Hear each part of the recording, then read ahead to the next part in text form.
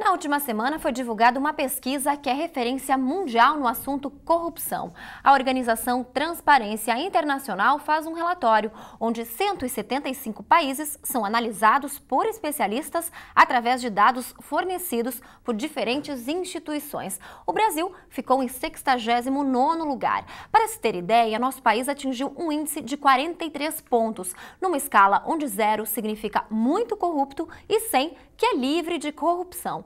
Em ano em que as eleições presidenciais foram acirradas e novos esquemas bilionários de corrupção descobertos, eu converso com quem é especialista no assunto, professor Henrique Keski. Professor, boa noite, tudo bem? Boa noite, eu acho muito oportuno o tema do debate e infelizmente esse dado não surpreende, até porque nós temos no Brasil uma cultura de corrupção, infelizmente.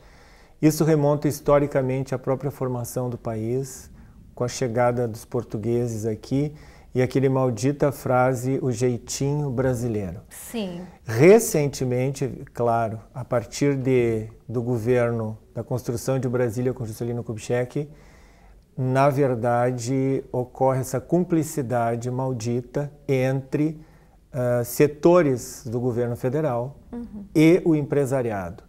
Pela primeira vez na história, nós estamos vendo o corruptor ativo do processo, ou seja, o empresário corrupto, sendo também punido na Operação Lava Jato. Então, me parece que, apesar desse dado realmente assustador, se avança muito, e no sentido do fortalecimento das nossas instituições democráticas.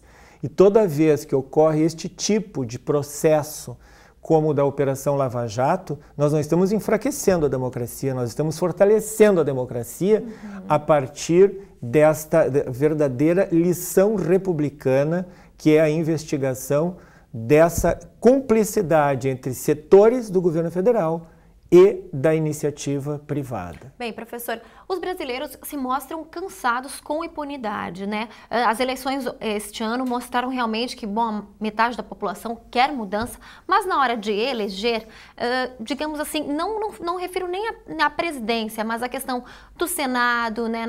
Nas outras áreas também, no Congresso, muitos políticos são reeleitos.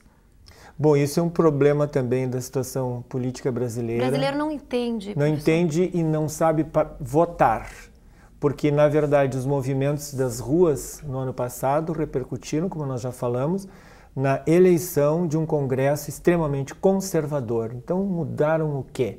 E, claro que delação premiada não é prova, mas já foram citados 70 parlamentares, portanto, reeleitos agora, com envolvimentos de todos os partidos políticos.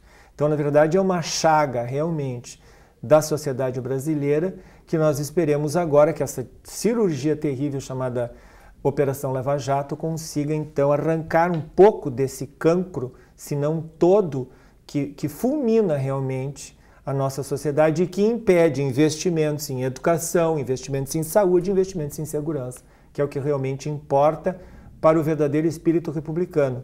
E é importante utilizar esse espaço para mostrar e alertar que o brasileiro precisa despertar cidadania ativa, ou seja, fiscalizar os atos do governo, como vem ocorrendo e cada vez mais intensamente, e fiscalizar também as relações que se estabelecem entre o governo e os meios empresariais. Tá certo. Antes de continuar nossa conversa, a gente vai para as ruas com o repórter Arthur Schaefer. Mais uma vez, a gente ouviu a população, o eleitor. Dá uma olhada. O Brasil subiu 3 posições no ranking mundial sobre a corrupção. Mas isso não é uma má notícia, pois os países de cima são os que representam menor corrupção. O Brasil hoje ocupa o 69º lugar de 175 países avaliados. Mas o que será que as pessoas pensam sobre a corrupção? Ninguém gosta, né, do que está acontecendo. Quer dizer, a gente trabalha muito diariamente para acontecer esse tipo de coisa, mas também acho que não é nada exclusivo do momento. Quer dizer, não é uma coisa que está acontecendo agora. Isso vem de anos, a gente sabe disso, já foi comprovado. Tem, para quem quiser ler, quem quiser procurar ir mais a fundo mesmo, sabe que isso acontece há muitos anos, não é um caso também que acontece só no Brasil. Eu não acompanho muito a política aqui no Brasil, mas o que eu tenho visto é que ainda existem muitos casos e que ainda não foi feita alguma solução para resolver isso, né? Então, mas tem ainda assim prejudicado a economia do Brasil. É um processo de educação mesmo, né, da cultura brasileira e de cada um querer tirar sua vantagem e não pensar no coletivo, né? Então acho que a questão principal é a consciência coletiva e cobrar das autoridades do Estado aí para que países mais desenvolvidos que têm serviços básicos o Brasil também consiga atingir esse patamar aí, né?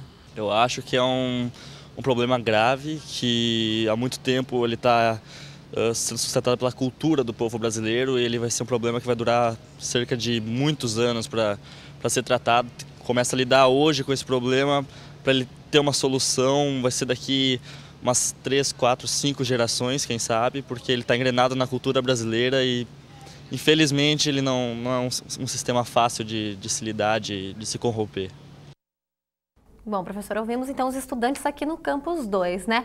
Dizem que a voz do povo é a voz de Deus. Na hora de eleger, muitas vezes, por falta de informação, não se sabe quem está colocando, né, para se tornar aí o líder político do nosso país. Nós estamos na melhor saída, digamos assim. Os brasileiros, eles estão percebendo que sim, existe corrupção com as manifestações também que ocorreram aqui em nosso país. A base da democracia é a publicidade. Então, em nenhum outro momento da história brasileira ocorreu uma publicidade tão intensa. A mídia desempenhou um papel tão fundamental, tão importante como vem fazendo aqui agora. Junto com a publicidade, nós temos que conscientizar realmente a população. Quanto às eleições, o problema me parece ser o marketing político. Então, realmente, o eleitor brasileiro, estes que foram entrevistados, são universitários, a nata do mercado. Agora, o povo é ainda muito suscetível a esse processo de marketing político. Os marqueteiros são especialistas em eleger essas pessoas descompromissadas, na verdade, a não ser com a sua retórica, com o seu discurso, mas não com a probidade da própria administração da coisa pública. Mas me parece que sim, nós podemos ser otimistas com o fato de que nunca ocorreu um processo tão intenso quanto este de publicidade, de divulgação e de punição dos envolvidos, porque na verdade, Jane, eles estão presos ainda.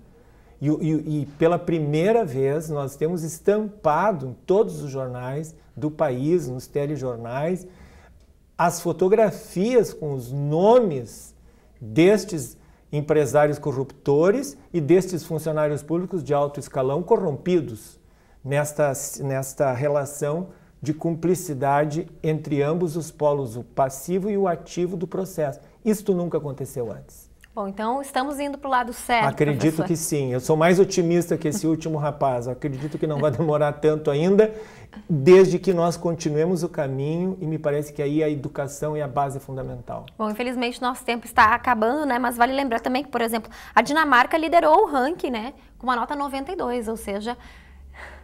Muito superior a nós. É possível. Mas é possível chegarmos lá. Tá certo, professor. Uma ótima noite para você. Boa noite, obrigado.